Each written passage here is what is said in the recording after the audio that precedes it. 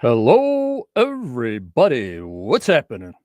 Quest late night, Saturday night.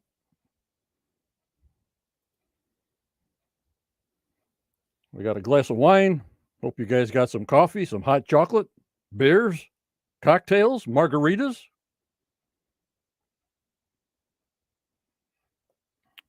We'll wait for people to come in.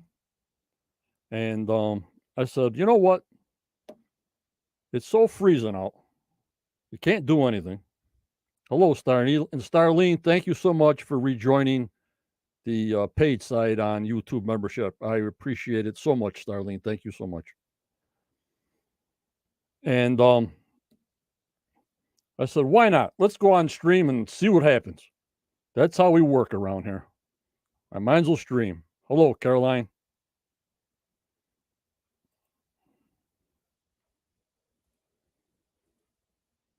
They're coming in on a cold, crispy Saturday night. Jazz dia. And there's that Cindy. I don't have to say it anymore, Cindy. That's your new job. Thank you so much, Cindy. Professor's in the house. And Jeff M is in the house on a cold here. Real cold. I haven't washed my Jeep in 2 weeks.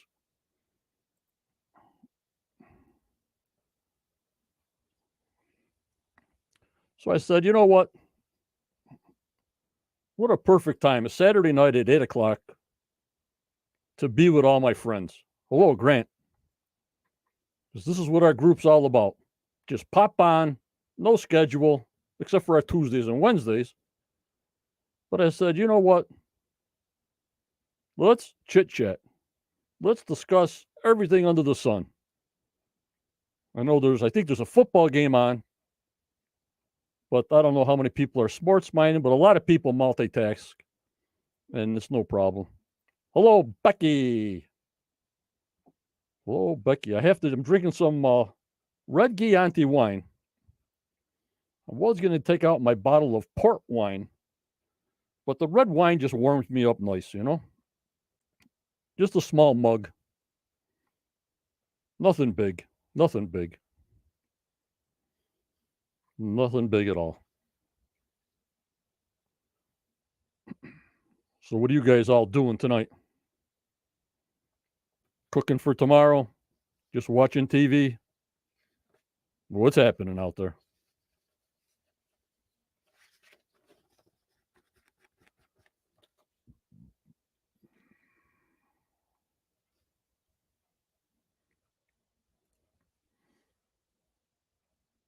Yeah, Becky. I buy a gallon of port wine and a gallon of Chianti, which is a red mild table wine.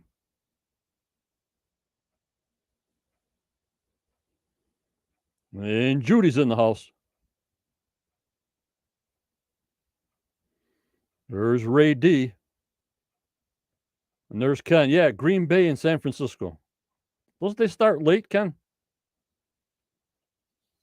I'm not sure. I don't follow. Like, I don't even turn TV on until Curse of Oak Island, but I do watch some football on Sundays, and now that's the playoffs a little bit. Caroline, the dog walk was fast. They don't want to stay out. And I don't blame them. I don't blame them. I don't blame them at all.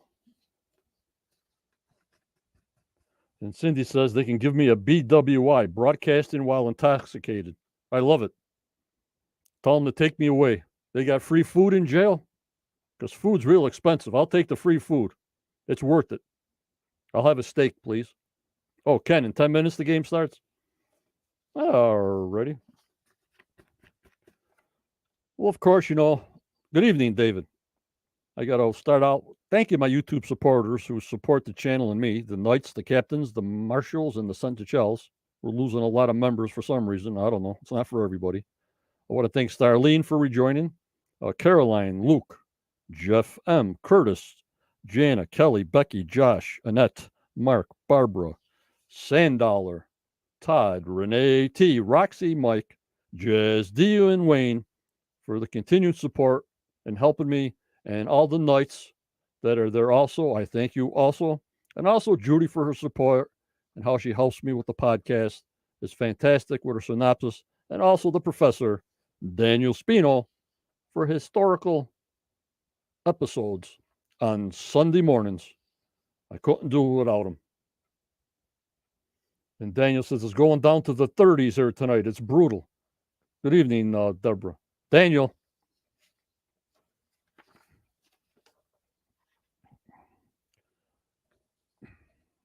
Also, I want to thank my moderators that have been with me.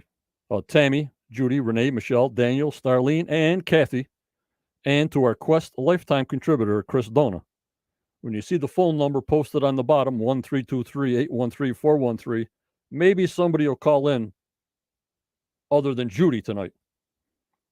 So I want to be surprised, maybe with 2 phone calls tonight when I put the number up. What do you think, guys?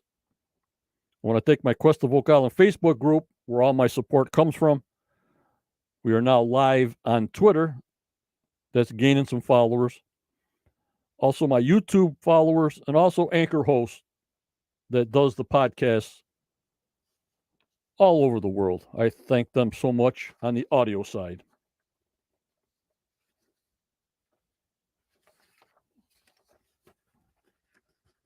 Good evening, Matt. Judy, very good. Smirnoff Ice in my mug tonight. I got the wine going.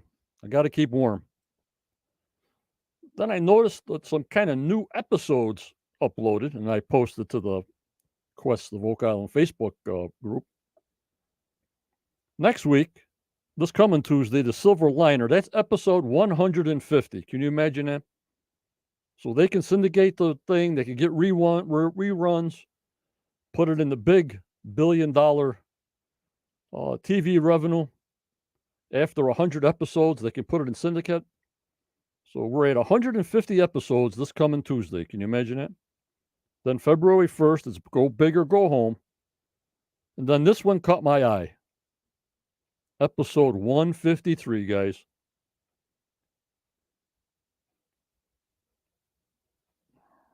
It's called Premiere of the Dig.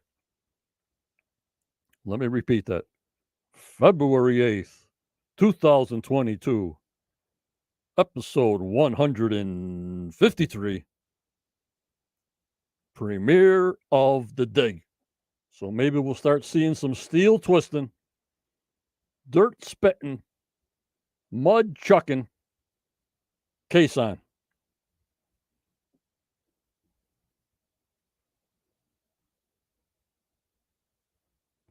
Daniel, he's from Michigan, but lived in Florida for almost 20 years. Yeah, your blood got real thin. I think so, Starlene. Premiere the Dig, or just put an X on the ground and start it there, but I don't know if they're going to actually have the case on there, probably showing us the actuator and the truck bringing in the caissons and all that we already know that's there, but we got to show it, bringing it in on the trucks and everything. Yep, Judy. And on February 15th, they have it drilling down. So we got the Silver Liner next Tuesday, which I'll be on pre-show, 7:15. The next week after that, Go Big or Go Home, February 1st. Premiere of the Dig, February 8th, 2022. And then after the premiere of the Dig, drilling down February 15th. That's all I got for you. Yup, Ken, when the caissons go marching home. Yup. Episode 12 is next Tuesday night. The Silver Liner, the 25th. So when they had that little bit of new news, I got to put it on our Facebook page. And the Quest of Oak Island, spoiler alert, spoiler. If you guys don't want to see it, or who the new people don't want to need no spoilers, you're in the wrong group. I tell it all, see it all. Whatever I got, you guys got. You know what I mean, guys? The Professor Daniel Spino had a great post on Facebook, The Quest of Oak Island. Like I know, a lot of people from YouTube don't go to Facebook, and people on Facebook don't go to YouTube, and et cetera, et cetera. We had a bunch of pictures of possible ships that could possibly be buried in the swamp, burnt apart or whatever before they put the road in. And it was called a Galleon Andalucia. It is a replica of the 16th/17th century Spanish galleon. It was built in 2009, modeled after the type of vessel used by the Spanish crown for maritime expeditions. These are the size of the ships that I'm wondering how the heck would that even fit in the swamp. We'll discuss that as we see these pictures. The Galleons were intended to discover and establish trade routes between Spain, America, and the Philippine Islands. Is one of these photos of these ships that I'll be showing you from Daniel Spino buried in the swamp or the burned remains? When you see the size of these ships, I have no doubt that the size had to be that big to transport what they were transporting. But yet with the sea levels, remember, the sea levels are at least 6 feet lower.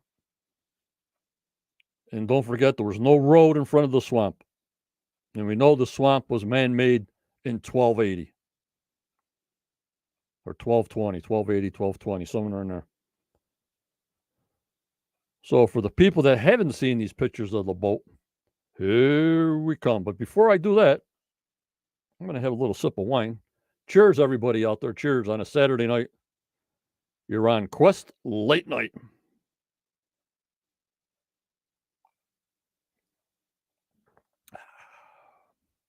Just delicious.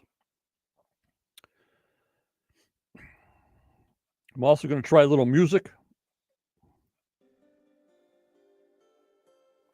in the background.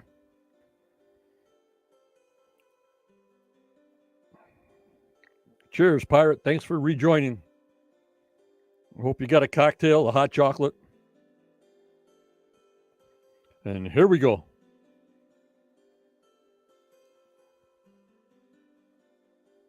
Ray D. Big happy birthday shout out to the 305 Francis Bacon. Is he buried on Oak Island? Where's the X? Where's the X?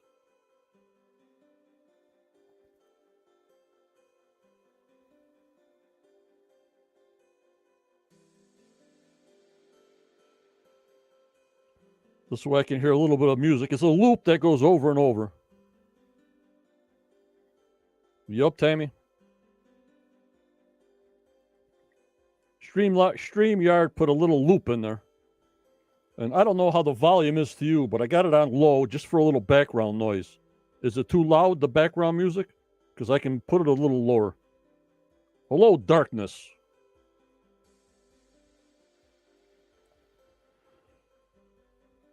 Here's the type of ship they rebuilt. The Galleon Andalucia is a replica of the 16th, 17th type of ship that we're looking at. Okay, hold on.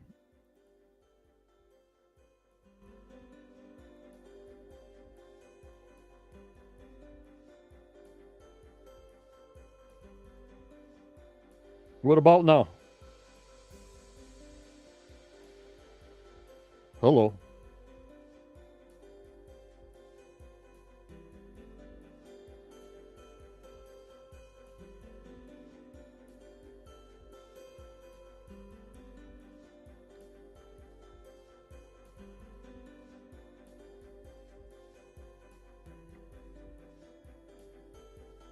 All right, let me put it up a little higher. I got it on low because I got headphones on. It's blasting in my ears.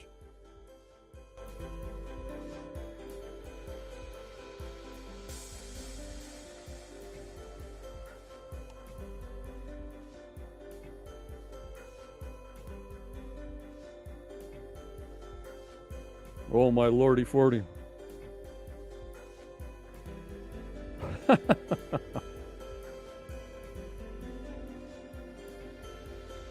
All right, let me write down. It's on level 24, guys.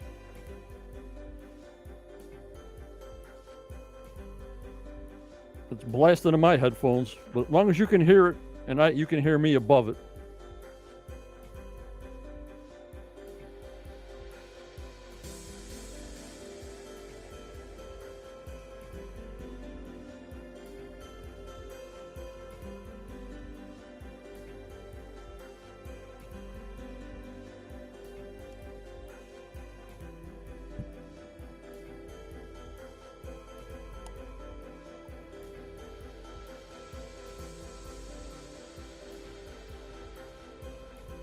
All right, guys, I had to take the.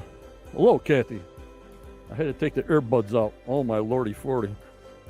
Something new that StreamYard has, a little background music. We'll put it on for a while, but as long as you can hear me over the music. So here's the boat.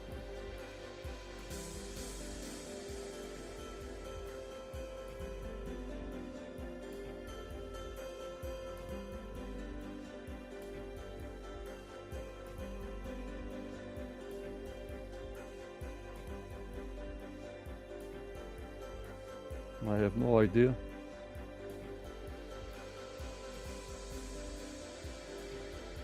Just hum. And here's the back of the size of the boat. Can you imagine that?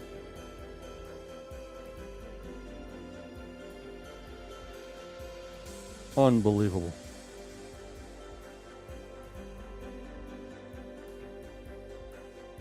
We'll be finding pieces of wood forever.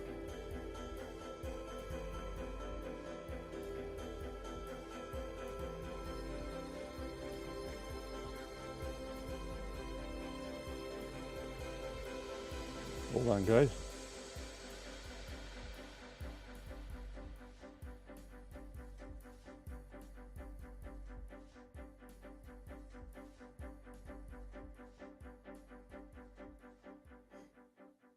Yep. All totally rebuilt.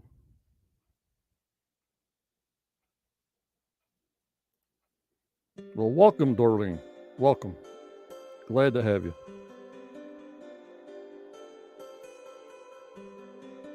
And we got to thank Daniel Spino.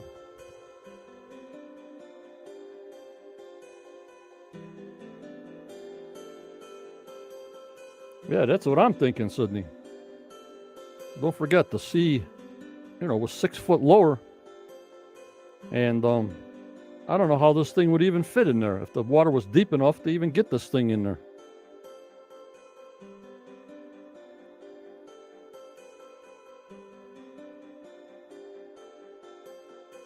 Unreal. And there's the top picture. All the ropes, all the masts. A ton of stuff in here.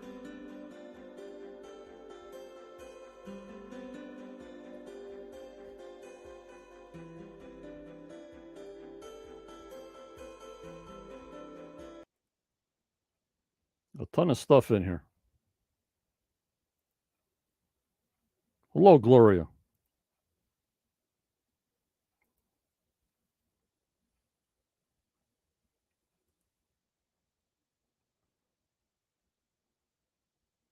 Yep. Dan, you see that one program that they made this ship so long ago? They did it with ropes.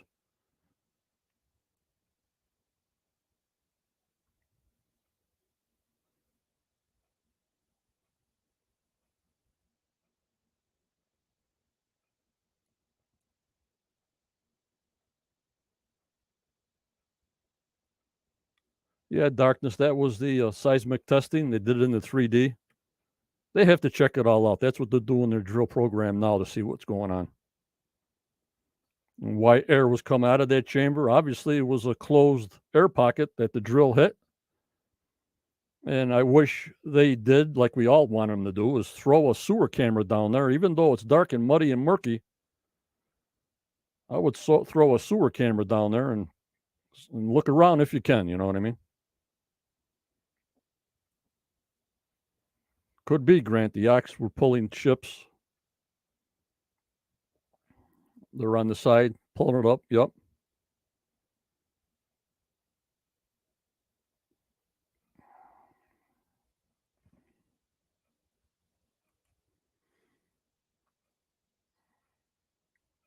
Unbelievable size. Unbelievable. Hello, Marty. Thanks for coming in.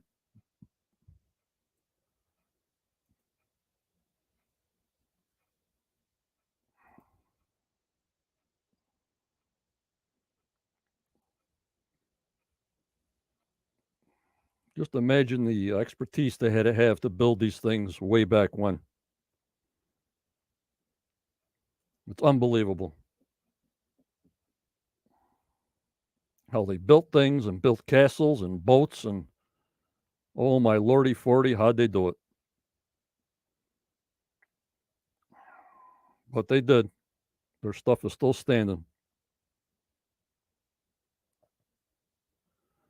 But if they burned the ship, Doreen, when they did the drill program in the swamp, like I'm saying, there should have been a layer of charcoal or something or ash that they had to pull up because they found bits of charcoal around the pathway, if you remember.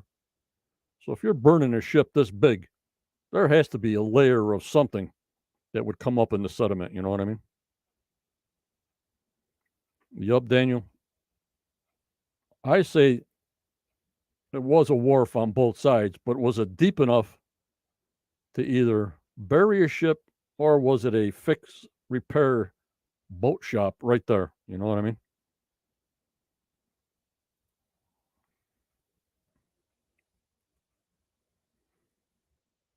Unbelievable. Hello, Gloria. Welcome to our Saturday night lake quest. We're showing boats to see if these kind of boats would be in the swamp or would they even make it in the swamp because of the sea levels at the time.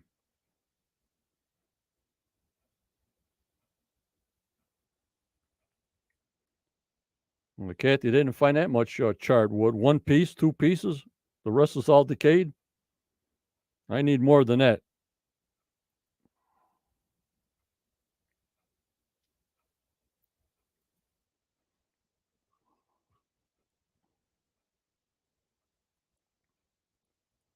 Hello, my main man, Curtis. Thanks for coming in this Saturday night.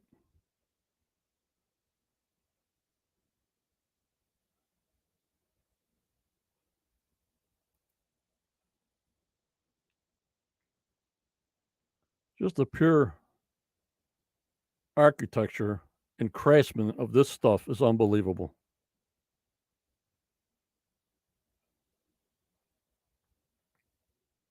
You know what I mean? Look at the size of that bell.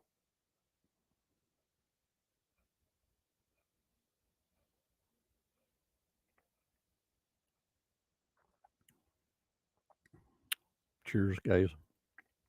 Marty, if the swamp was not deep enough, could they dry dock it with winches? I thought some of these ships, Professor, they put on their side. Didn't they put it on their side? Something like that enters my brain tonight for some reason. How they dry dock these big ships to fix it underneath. But don't quote me on that.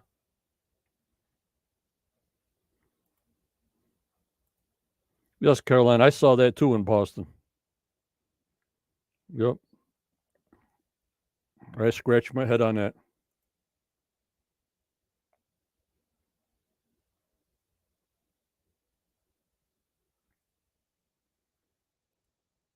Yep, that 1929, the swamp looked more narrow than the most of recent time it was filled with water. Yeah, it looked real narrow.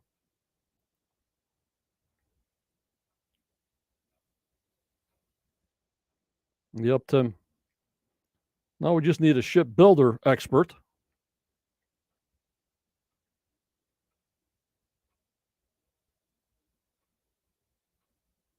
Yep, Chazdia. So many skills have been lost, right?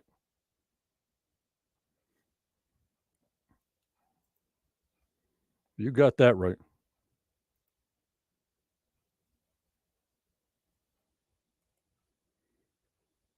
What a huge thing.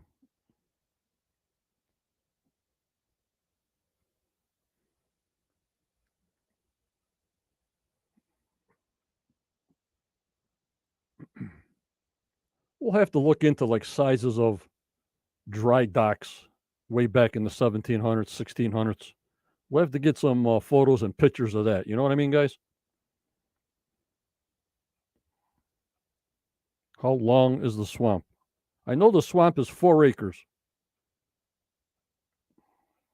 As far as measurement, I have no idea. I don't want to give a wrong. The upright D, it's good. I know carpentry myself. Very good to know and do.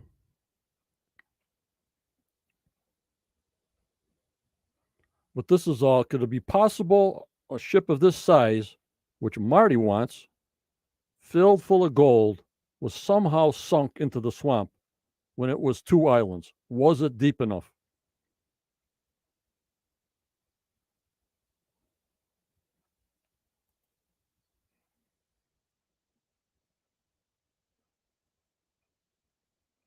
Then I'm looking around, seeing the pedestals and the thing. And guess what I was looking at, guys?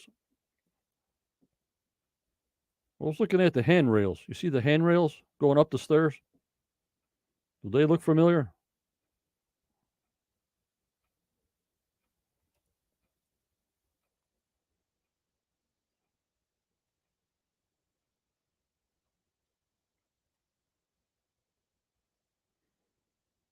The railings. There you go, Judy. But who knows? Like I said, they're all made of wood. So if there's something in there, we should see a bunch of stuff, or not just one or two. There is no way.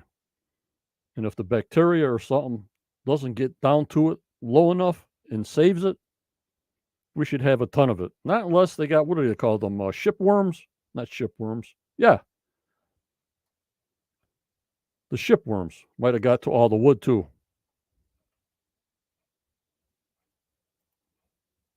In my opinion, it seems the pieces they pulled out, yes. Yeah, except for that one, 24-foot plank that Tony Sampson pulled out.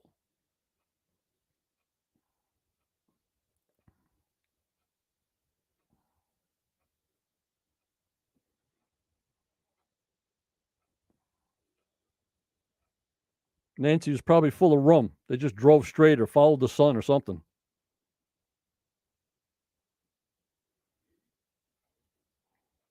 Very good, Tim.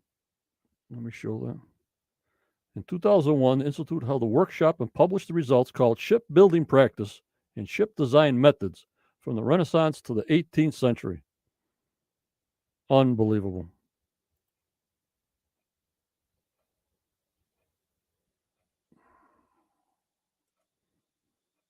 Yup, Tammy. That's just a theory that they buried a ship in the swamp. Just a theory. But this is just to show you guys, okay, you say a ship, your ship. In fact, if they had enough money and they had a replica ship like this going around Oak Island, they would make a mint. So I want Tony Sampson to buy one of these replica ships, and we can sail it around Oak Island, wear our Templar uniforms, drink and eat. That's what I always told them.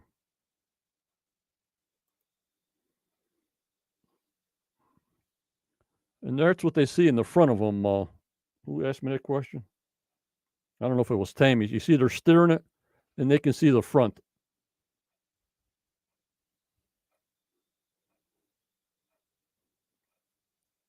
Who asked me that question? Facebook. Let's see, it just tells me Facebook user. But there's the steering wheel looking out straight out to the front there.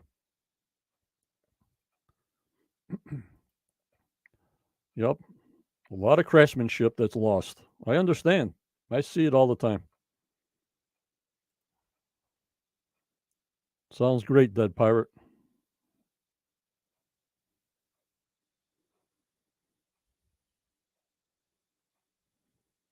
But just the size of these ships is just unbelievable.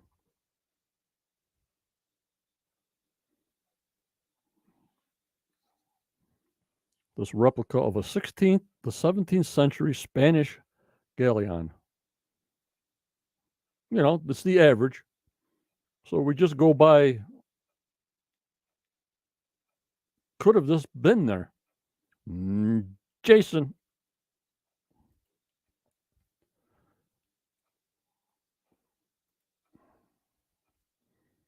But Daniel Spino had a good write up on this stuff, and I just had to show the world, guys. I had to show the world.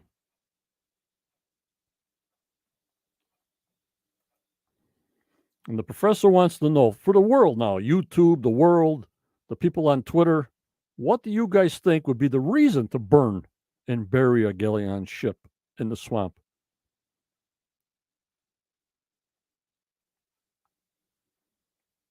If they had the money pit and a vault there, does Fred Nolan say, well, there's nothing in the money pit? It's just buried in the swamp in a burnt ship? What do you guys think? Give me your opinion. Salute, guys.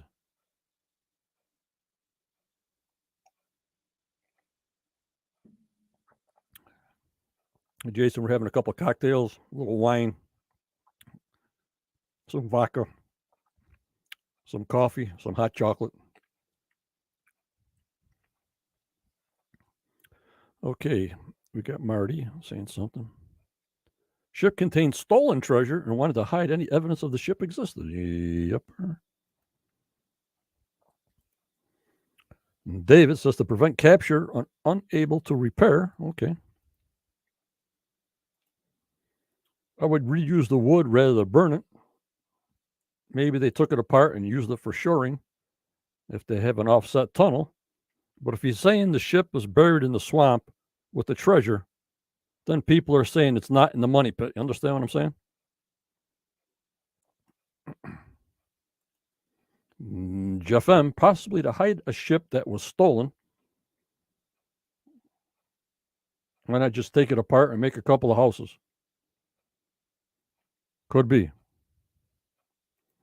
I like it. I like it. What else we got? If you got a stolen ship, how the heck do you hide that thing? You have to take it apart. You have to stick it in the mud. But holy schmoly aloli. Lordy 40. The sea level was 6 feet lower than where the swamp is now. That's what's got me. And we know they had longer docks, a 100-foot dock in front of Captain Anderson's land and Samuel Ball's land. Extra long docks. That means for bigger ships to be out farther because they couldn't get close to the island.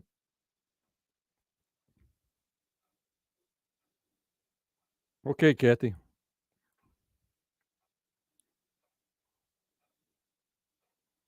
Just them scuttle boats bringing goods in to the wharf, to the harbor.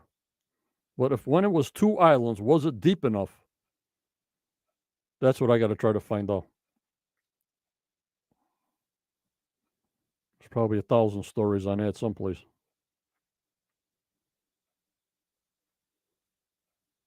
And like they're saying, could they dry dock this thing in, pulling it with oxen, with ropes from the deep end, putting logs all the way up to the deep part of the water and roll it up into the swamp?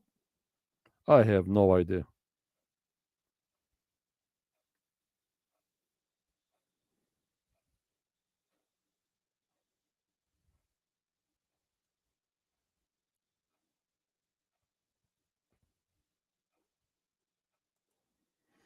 And Daniel says, what if you claim the ship sunk, used this cargo, then had to get rid of it to hide what you did? Yeah.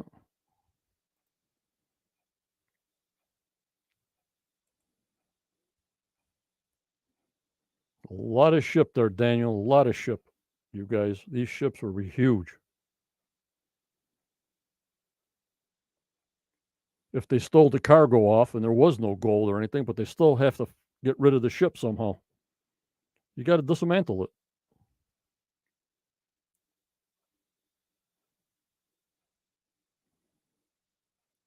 I mean, how do you hide something this big?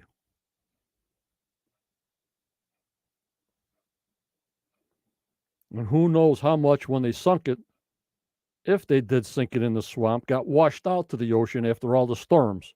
From the day they dismantled it or put it in the swamp till the day it was, the swamp was man-made in 1280 or 1260, but there was no road in front of the swamp. So the tide coming in and out, in and out, in and out, how much was actually washed out if there was a ship in there?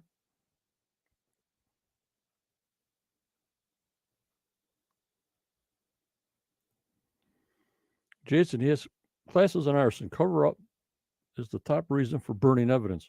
But Jason, when they had that floating drill rig in the swamp, they would go into the sediment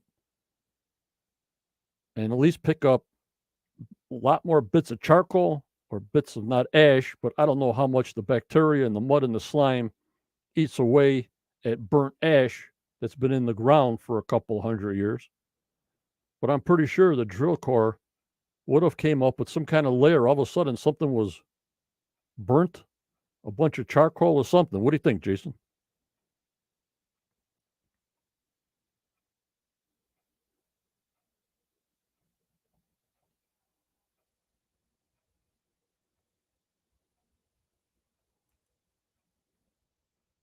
Mm-hmm.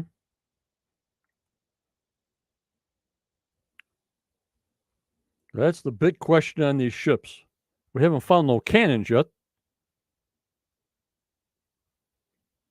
The Tim storms could also bring the soil to cover it all up. Yep. A lot of storms, a lot of storms.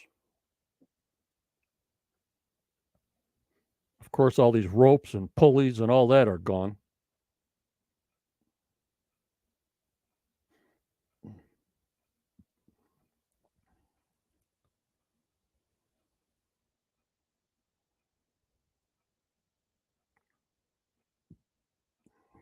It just gets me scratching my head. If they think a ship is buried in the swamp with all the gold and treasure, they're telling us there's no other treasure on the island but into the swamp, which I think is wrong.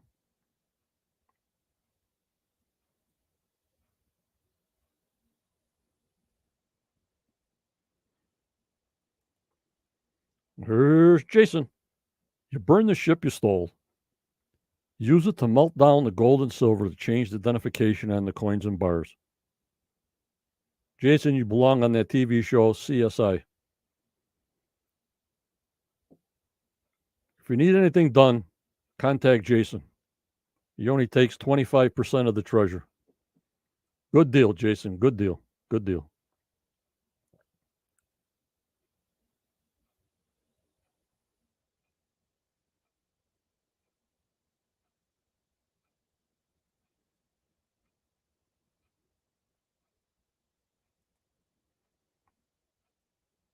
Daniel, I try to get that answer.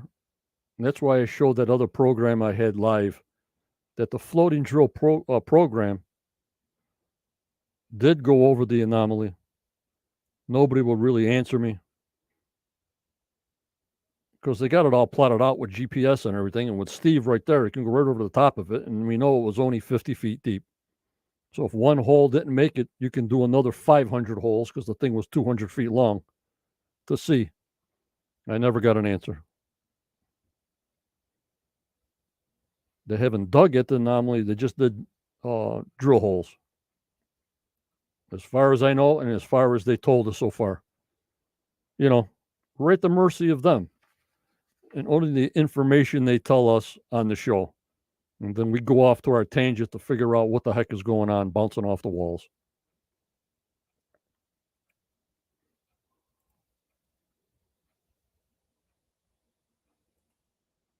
And look at the insides of these ships.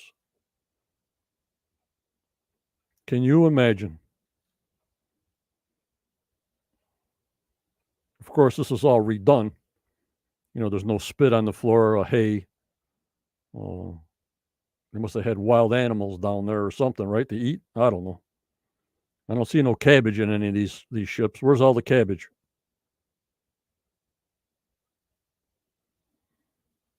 Where'd they store the cabbage? But I didn't think they were this nice inside. I went to that USS Constitution in Boston. And it seems small inside. I mean, I'm 6 foot, 205 pounds. But when I went down below, it was pretty small for me. So maybe all these guys were like 5'1" or 5 foot or something. I don't know.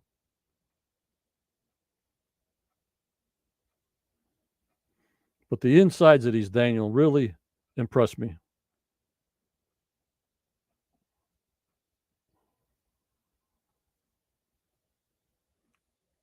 Could be, Kathy. They don't tell us everything.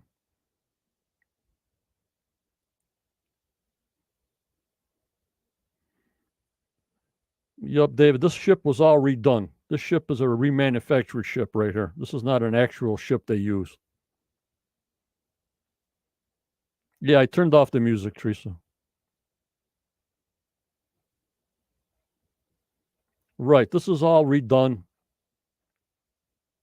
It was modeled. It was built in 2009. Yup, Jazz D.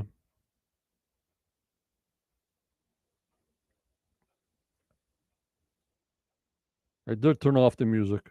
I hope it's still not on. Is it still on? Nope.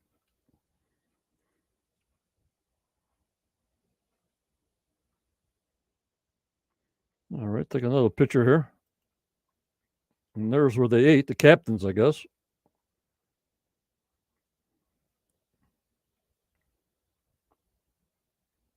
All right, good. It's off, Deborah. I turned it off. Kathy wants to know how many in a crew on a ship like that? Jeez. I have no idea. Yep, sail to Oak Island. I would love that. Oh, my lordy 40. I would love that also. Yep, David. They did a great job to show us how it really was. You're out to sea in a month and a half, it's probably a wreck.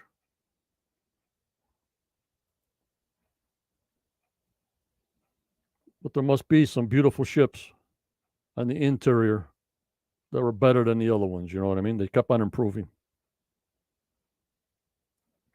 Some people's dining rooms don't even look like this.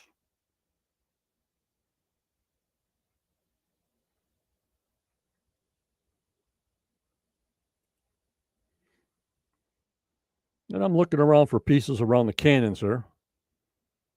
See the powder kegs. Of course, this is all redone when it was brand new.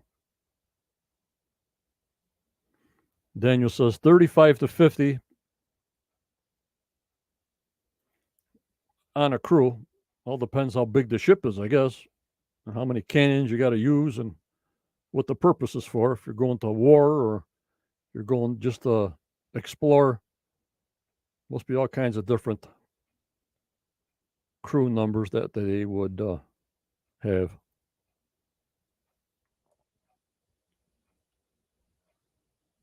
Or I would say, I need a crew of 100 because 50 people are going to die of scurvy and everything by the time I get to the United States or the Virgin Islands or wherever they're going. So I better get a crew of 150. In case 100 die, I got to throw them over the plank to make it there, and we got to make it back. BC, great information. Passenger logs I've seen, crews are around 100. Thank you, BC. Right, Jess D. This is just for a museum type of thing to walk through how it was. And here's Tim Madri. Up to 300. Oh, my lordy 40. Yup, Tammy, Duke's ill freight trip. Even he died coming across.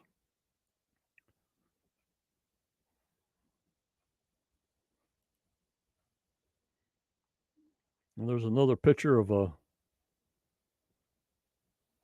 their dining area. Just fantastic.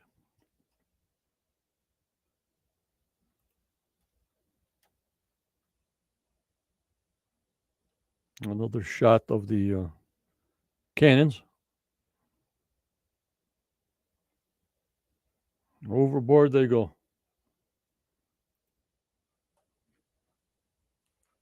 I don't know. I was looking at that handle with the rope. Salute, guys.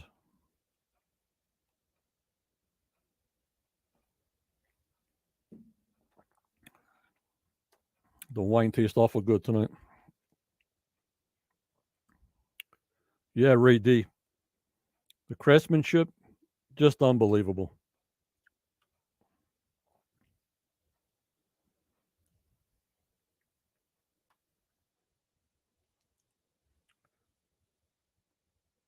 This is Tim here.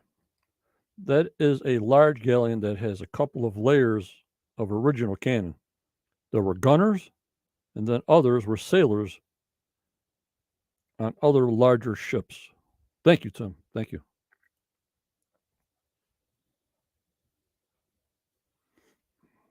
We never went in depth on looking at these ships at all, to tell you the truth. I looked on the outside, I saw the big sails, but I never went inside except for the one in Boston. So I thought this was very interesting from Daniel Spino. I want to thank Daniel Spino for putting this big post up on our Facebook group.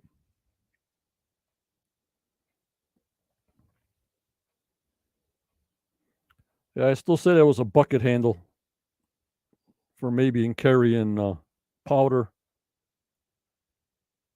or ammunition, Carol. But then what do I know? I don't know any Spanish, but we're showing you like the insides. On the bottom are the ballast stones. You see the ballast stones on the bottom. Navigation obviously is on the highest point. And I know that's an anchor. And where's the kitchen here? Let's see here. The offices are on top. Navigation's on top. Kitchen's probably on the bottom.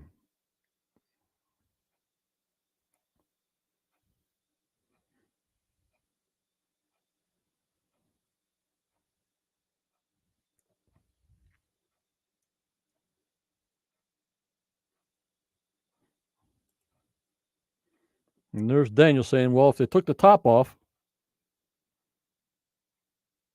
could it possibly be?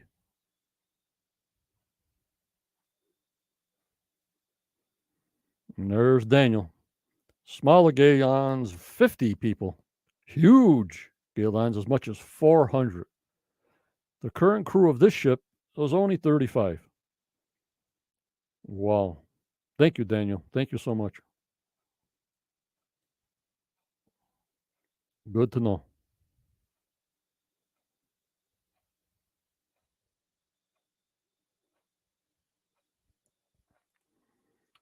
BC, St. Jean. Jacques Cartier abandoned one of his 3 ships in 1525 because of scurry deaths. Not enough crew left to sail it back to France. Where the ship went, nobody knows. Thank you, BC.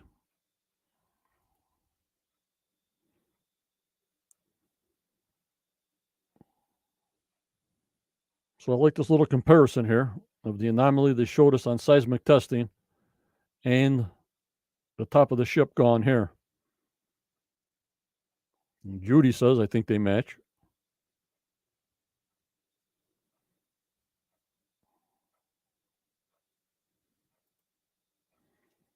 And here's some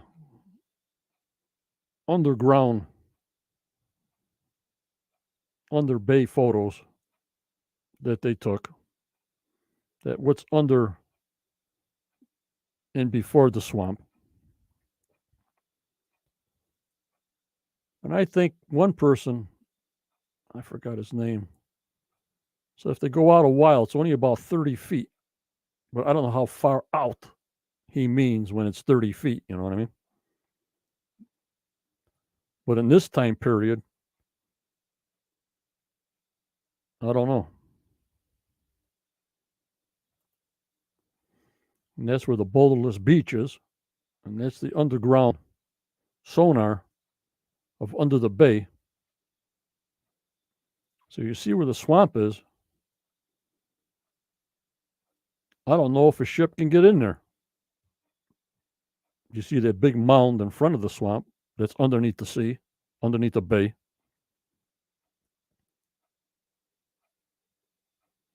Yep.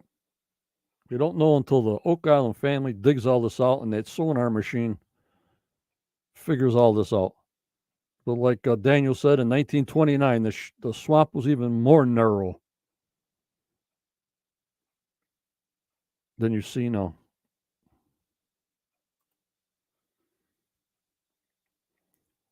This, I don't know where the heck I found this.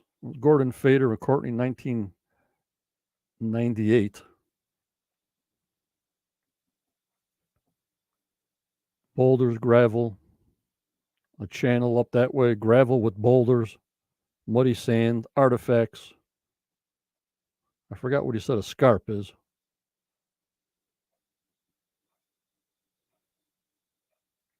But I wish on the left-hand side with the colored photo, you see water depth about 30 feet. Now, this is in 1996. So if you go 6 feet below that, water depth would be 24 feet or less way back in the 1700s. Wouldn't you say so? If it was 30 feet about in 1996, and we got 6 feet lower water levels, how the heck's a ship going to go in there that size?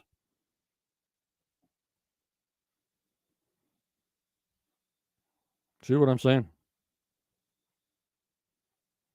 BC. I think it was a dam, not a ship, reused material. Could be when they looked on the latrine side, they thought they had a big anomaly and it was just a big layer of sand, BC. But it came out showing like an anomaly. I mean, they've been searching for 9 years and more than that. We've found surface finds, but nothing else up to today. Not saying what they can find next week or in the future, but right now, with 9 years of searching, we have come up with probably nothing as far as. I'm not talking about the surface finds. I'm not talking about some bones that are buried below, things that were buried way below. Because I say the drilling program, if you got something a foot below ground, and you got all these drilling holes, when you're drilling holes, you're driving things down into the ground. If it's on the side, it's falling in the hole. So you're always pushing things down into the hole you dig, the drill holes I'm talking about. So could it be for the 9 years they've been looking and found nothing? That's what the research is? There is nothing unless they go to the west side of the island. Just think about it. You did it 9 years. You got a history lesson, of course. And it's not all about the treasure, but we want answers if it's there or not. Or was it there? Or maybe it wasn't even on this island. Who knows? But with their 9 years of research, nothing as far as a treasure or vault. So maybe their research is saying, well, there's nothing there because we've found nothing for 9 years.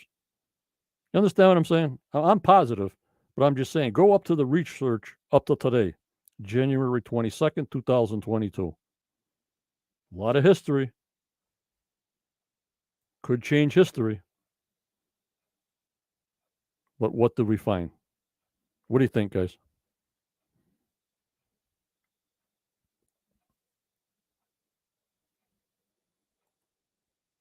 The mercury indicates that someone was sluicing a magnet sand for traces of gold dust. The mercury catches even the smallest traces of gold and is separated gold by being baked in a potato. You know, I saw that mercury thing. I saw some gold show, Stephen. They were doing it in Africa or Guinea or something, South Guinea, that they're putting mercury in there to pull the gold away.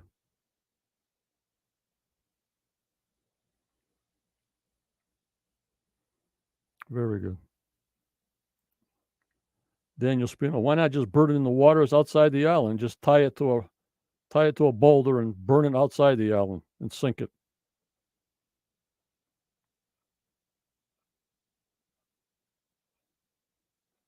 A lot of situations here. Yup, Jason, I just found that out. Is Jake going wild today? Today is Sir Francis Bacon's birthday, 1/22/1561. Jake must be going wild. Can't even talk to him today. I better talk to him tomorrow. He's too wound up today. That's a lot of candles he's got to put on a cake.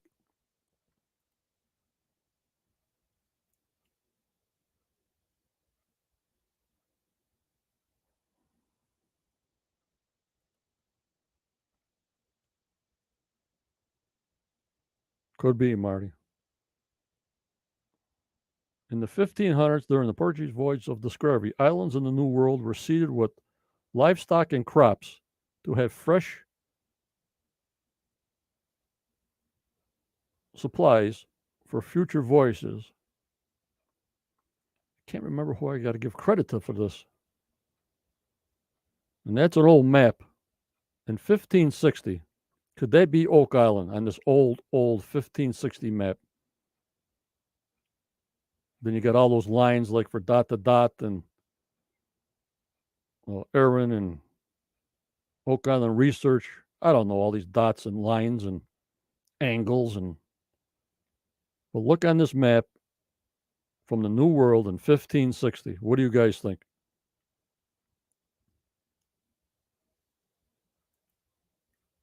Jake's having a bacon wrapped ham for dinner. I thought he was going to have a BLT, to tell you the truth, and a bottle of wine.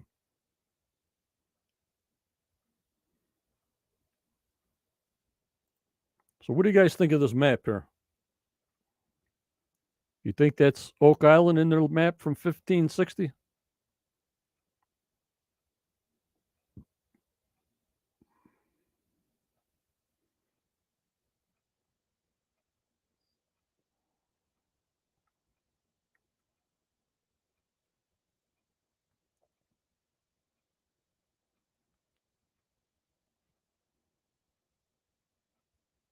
So look, guys.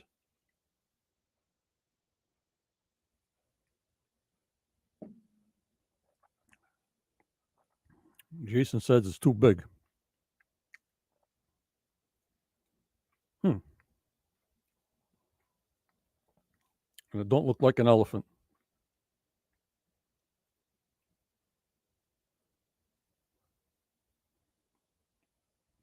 Well, there's the pirate.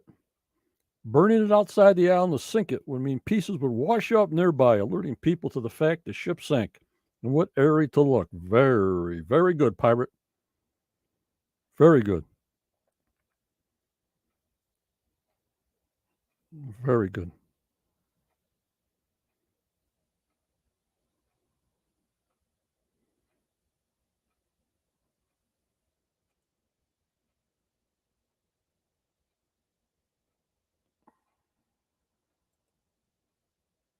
I have no idea, Jason. Gold River empties into yeah. Does the map say Gold River? I have no idea.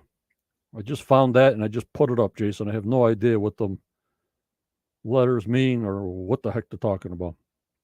I just like pictures.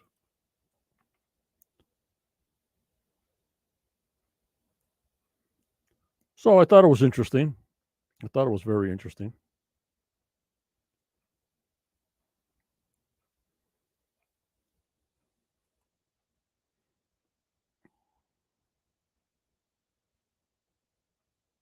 Yep, nobody was around. Here's the levels at Lutenberg, Fort Lutenberg, 1998 high level tide, and way down is 1743 high tide level. This is when the tide came in and out.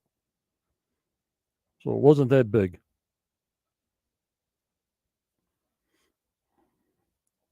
You know what I'm saying, guys?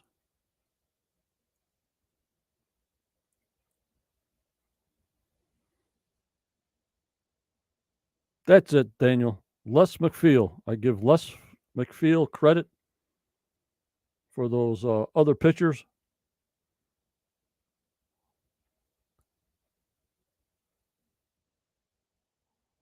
Nova Scotia, Fort Luxembourg.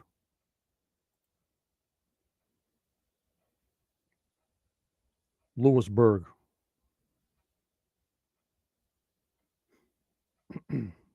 1743 and 1998. So you can see the difference right there.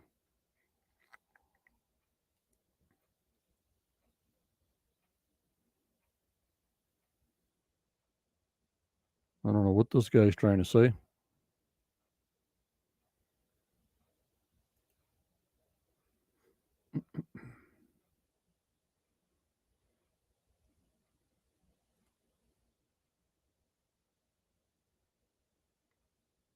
Okay.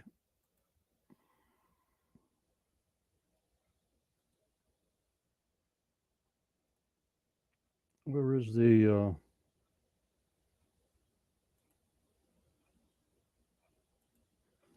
hold on, guys.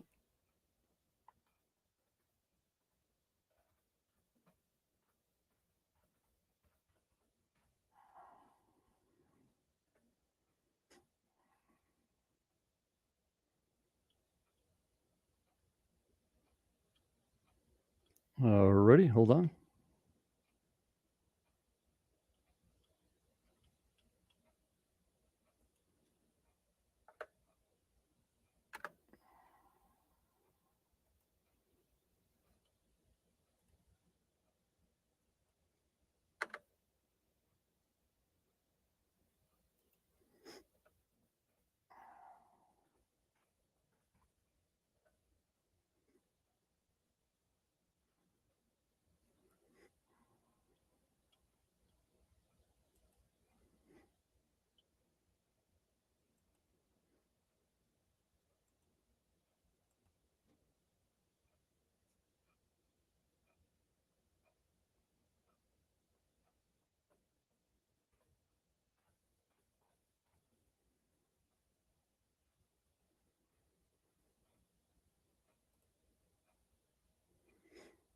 Ready?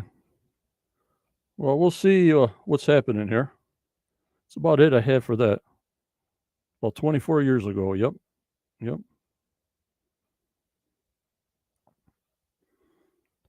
All right. Now, I really don't have anything to give away yet.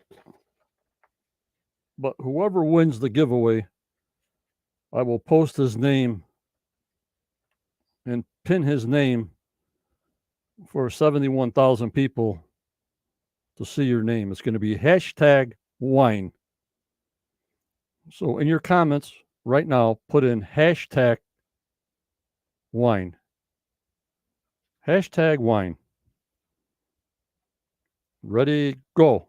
I'll put your name all over the place that you won tonight. Really nothing, but you'll have kudos on being the winner of tonight's chat. And then eventually we're going to do this with mugs and t-shirts. Hashtag wine. It'll only work on the SteamYard site. It will not work on the Facebook side. You have to be logged in to SteamYard.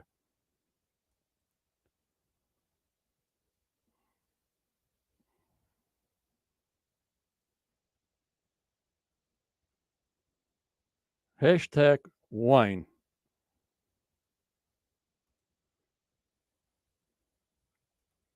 How the heck did I do that before?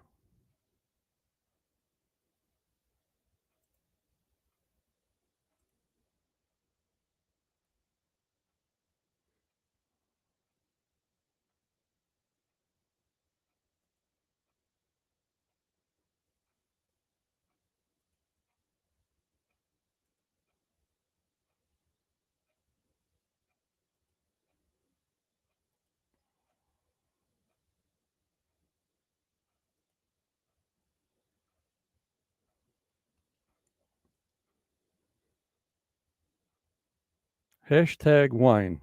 Hashtag. Not just wine, MGM. Hashtag wine.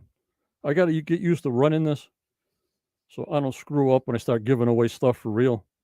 Your name will be posted to 71,000 people on the Facebook Quest group, YouTube, and Twitter if you're the winner. We'll do the number one winner the number 2 winner, and the number 3 winner. Number 1 will be posted. So it's got to be hashtag wine.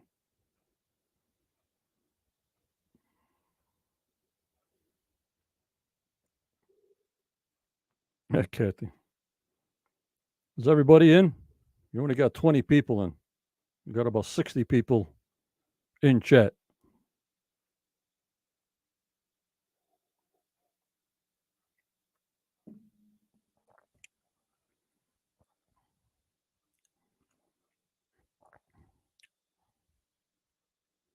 Oh, a Facebook user, it's not working, Tim. You got to be on StreamYard.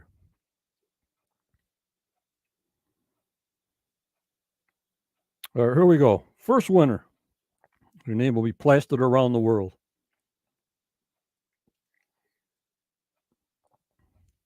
And you only can have to do it once. They know if you do it more than once. So you only have to do it once. If you do it 10 times, they'll only take it one time. All right, here we go. First winner. Ready? Win a dinner on Oak Island. Here we go.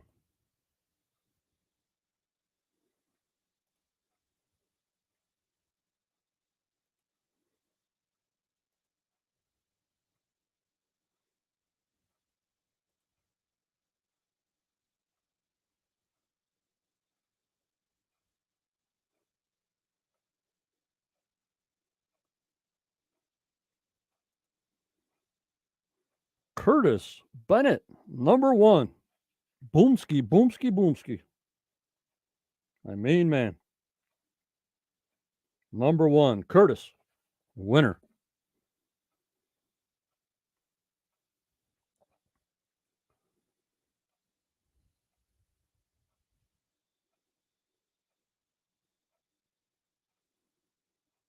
Number 2, winner.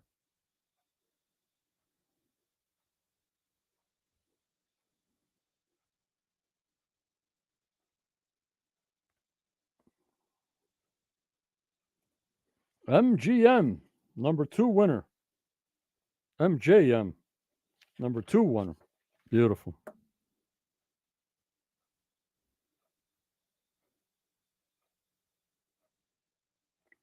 One more.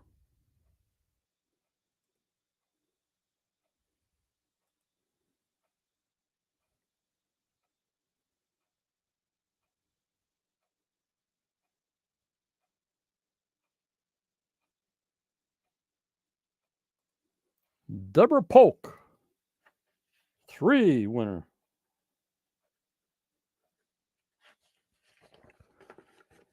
Fantastic. Fantastic. You guys are the best. You guys are the best. All right, let's see here.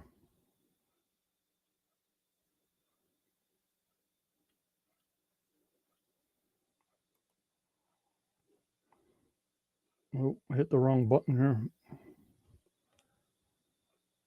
Well, we're sort of getting used to it, you know what I mean? So I don't screw it up, you know what I mean? So when we do it for real.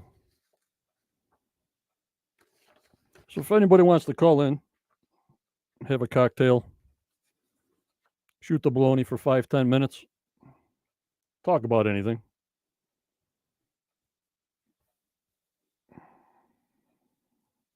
I don't know if I got to put my earpieces back in. Probably.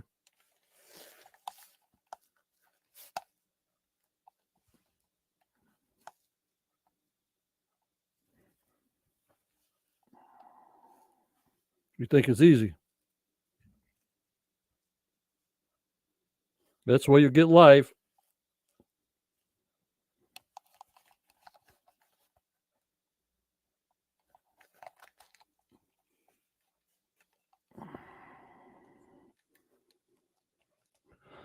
You get it live with me. Look at that wire.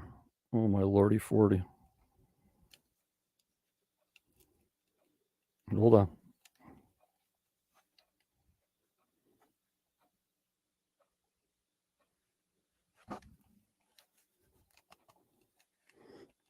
Okay, Carol, if you want to call in, go ahead.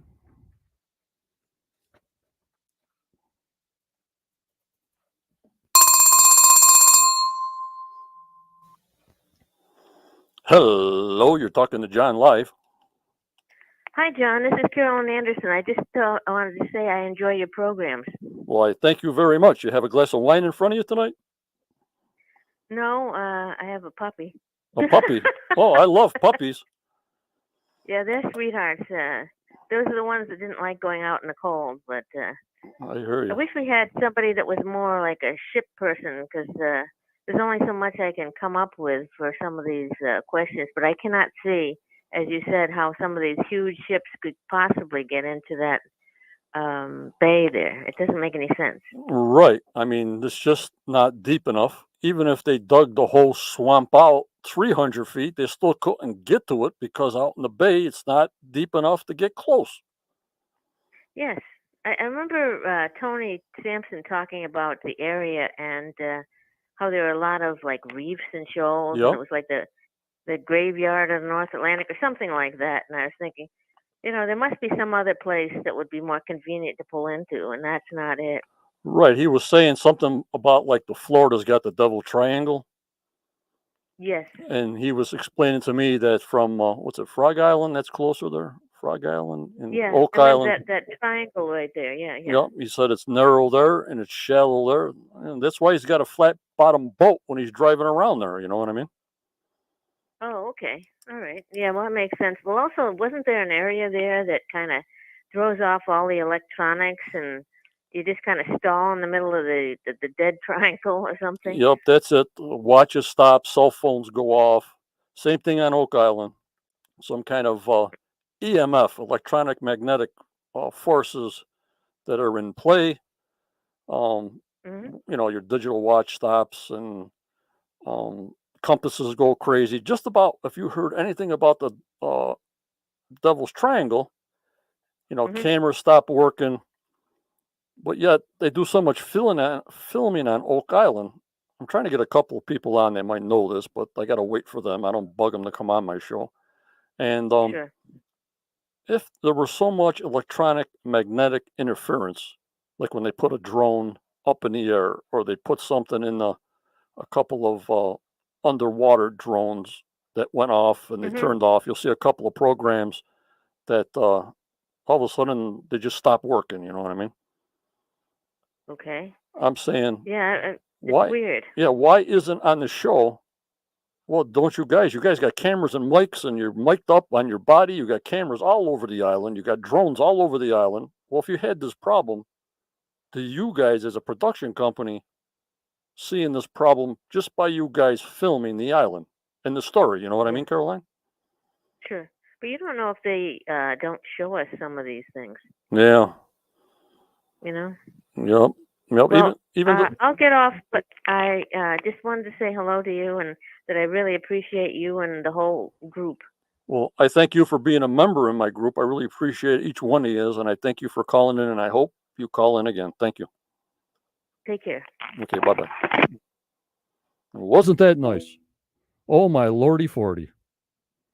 Who else wants to call in?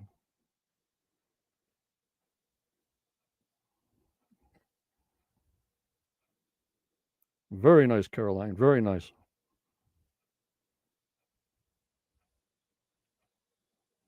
Yep, Kathy. Like the Bermuda Triangle. Yep. Between Frog Island and Oak Island. Compasses go off. Phones don't work. Same thing. Same thing.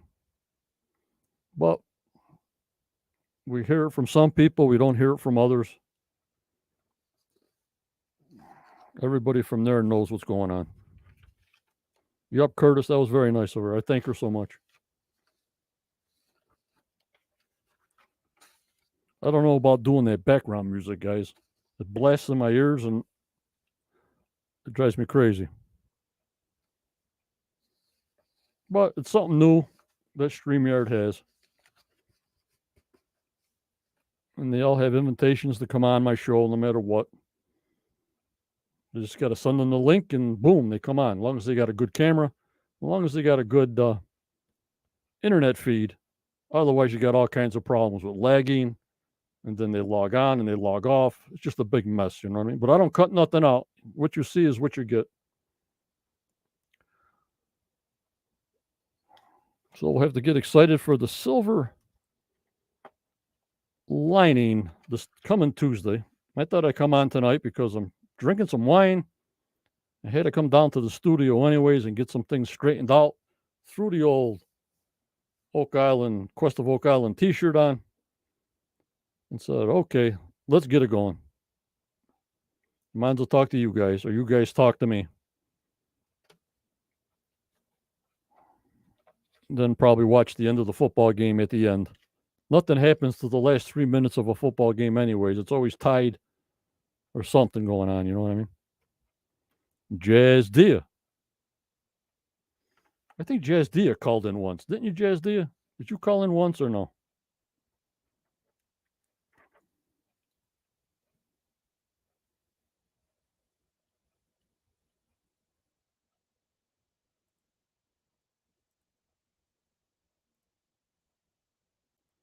But it's like, you know, this group is your group. It's not me. I'd like all the interactions. It's just me up here. It's not the Brady Bunch up here. It's just me, you, and everybody involved with Oak Island. We're into it to the end, no matter what. At least now, a lot of people, you know, a lot of wood. This is wood. That's wood. Well, you got to go with the flow. If not, it's not the right program to watch. And that's what I tell them. And I'm also tell the new people, you know, there's spoilers on all my streams because that's what we want to know. We want to know new information also. Not too much big factual, confusing Johnny material. Very simple. Show me a picture. This is what we're doing. This is what we found. This is what we didn't find. Very simple. Johnny needs simple. All this high-tech stuff, I'm just waiting for that muon that gives an x-ray of the whole island underneath. I'm waiting for Steve to make his 3D map.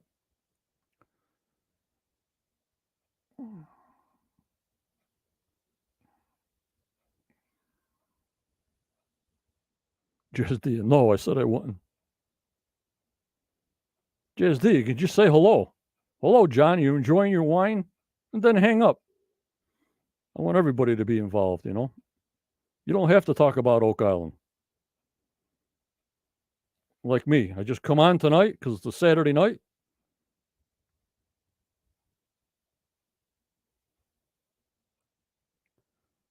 I can tell you that it's the only show on TV that keeps my husband from going to sleep. He's an engineer and the show drives him nuts. It drives us all nuts. You know what I mean? And then if we think it, they must have did it. John, why don't they put cameras down these drill holes to see? Well, first they got to make sure it's safe. It's not gas and everything else like they did. But don't forget, they already did all this last summer. They already know what's going on already. And we're at their beck and call to what they show us that we discuss. And that's what keeps our group going. You know what I mean? That's what keeps our group going. Don't forget to go to the YouTube side. Please hit that subscribe button. It shows if you're growing, the more subscribers. I still get 50% that are subscribed and 50% that see me live are not subscribed. If you enjoy the show, you enjoy the content, you enjoy me and Judy and everything, there is a YouTube membership that starts at $2.99 a month. I put everything in the community tab as much as I can. You can talk to me directly. It's sort of a perk. It supports the show, my show. It supports all this content. It supports the streaming channels cost. It supports all the editing cost to put on like intros and outros. Everybody wants money and they think you make money on YouTube. I mean, you got to have like 1 million views or Not like us, you know. We're way below, way down.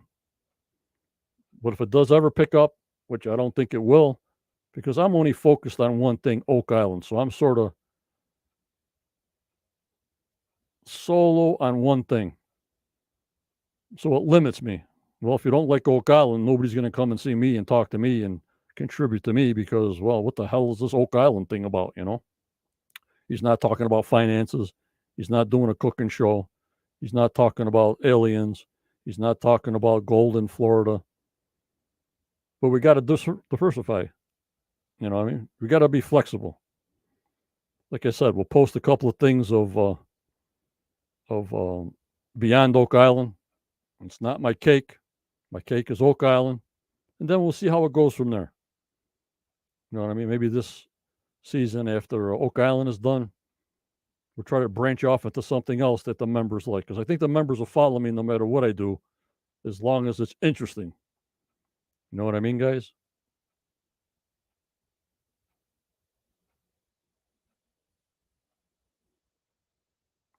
Crazy lamp lady subscribers.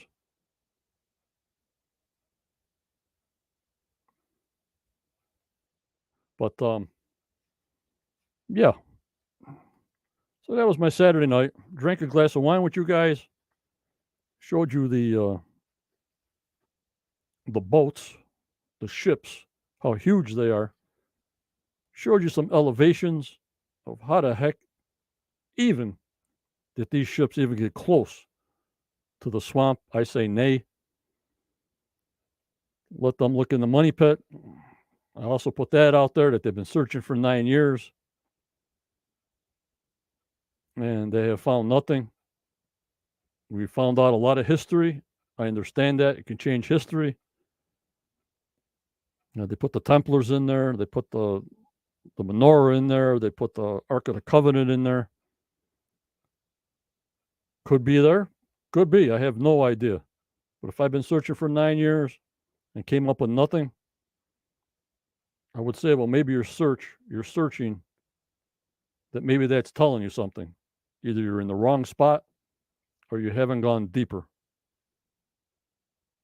That's all I can say. Let me turn the phone off. BC, you're right. You're right. Yep, it's the history. I hear you. It's the whole story. It's a family show.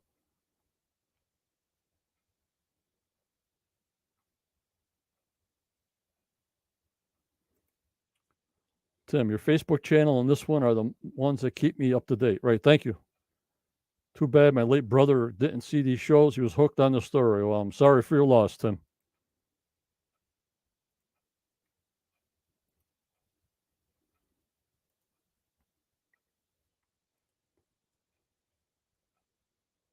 Alrighty. Well, like I said, I'll see you pre-show Tuesday at 7:15 for the Silver Lining. You'll see me and Judy Wednesday at 7:30 for a recap and synopsis of whatever the heck we're getting on Tuesday night. But remember, members,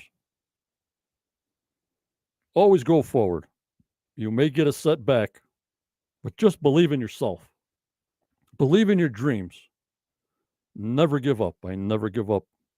You keep smiling, you be kind. For tomorrow is never given as you get older. People know what I'm talking about. So you guys stay strong, stay positive, stay safe. I thank you for tonight. I'm glad you came in with me on a short notice on Saturdays. I like things short notice. I'm not really a schedule guy. So just keep up on my posts to see when I come on next. But it'll be Tuesday pre-show and Wednesday at 7:30 with Judy. I hope you enjoyed the show. Thank you. Take care. And bye-bye now. Thank you, guys.